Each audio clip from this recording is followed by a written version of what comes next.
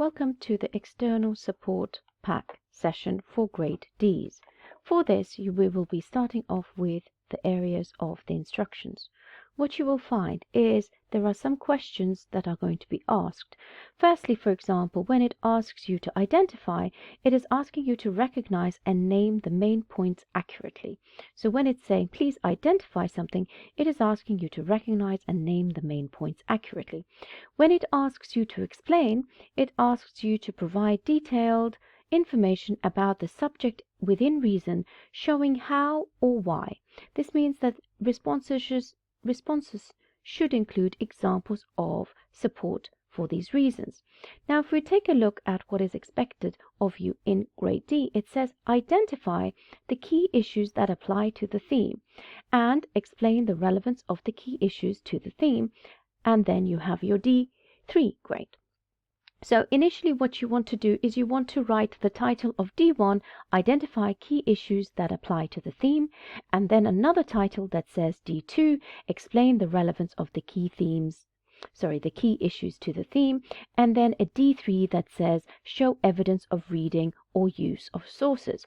Now do understand that whatever material you put of your sources needs to all end up within your D3 area in Harvard style of referencing. This means that to achieve the D grades, learners must include 2 identifiable and referenced quotations which support the identification of key features and the explanation. So it is important that you provide 2 quotes within your D1 answer and 2 quotes within your D2 answer. D1 needs you to identify the key issues that apply to the theme. Remember, the theme is communication, so you are trying to find any key issues that you think is vital for communication.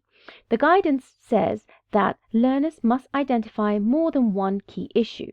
So if it is more than one key issue, 2 is sufficient that are relevant to the theme of communication. Do not forget to have your 2 quotations, and do remember that it is important that you include the full set of referencing that is required next to the quotations as described previously, where it states that the full aspect of the Harvard style of referencing goes after the quotations which have been in quotation marks, italics, or emboldened text. If we move on to D2, explain the relevance of the key issues to the theme of communication. The key issues must be relevant to the theme of communication. You have already named the key issues, as in 2 of them in D1.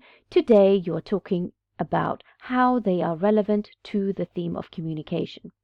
Learners should explain why the key issues that were featured in D1 are relevant for this section. For this section, learners should demonstrate the importance of those key issues for the theme of communication. Do not forget your 2 quotations to ensure that you have fully achieved this grade, and then do not forget the full reference to go after them, as well as making sure that any referenced materials for quotes or in-text referencing have all appeared in your D3 aspect using your Harvard style of referencing. Thank you very much.